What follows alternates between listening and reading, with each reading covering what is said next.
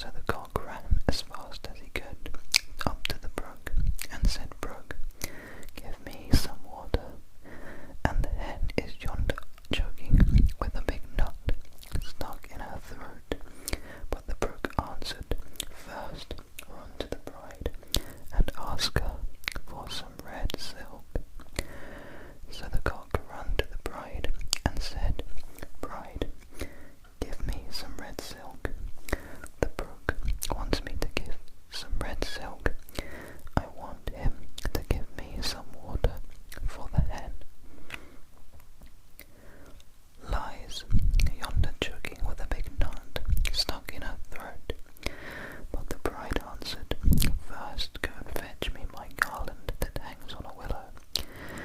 And the cock ran to the willow and pulled the garland from the bough and brought it to the bride. And the bride gave him red silk, and he brought it to the cock. And the brook gave him water, so then the cock brought the water to the hen. But alas, it was too late. The hen had choked in the meanwhile, and lay there dead. And the cock was so grieved that he cried out aloud, and all the beasts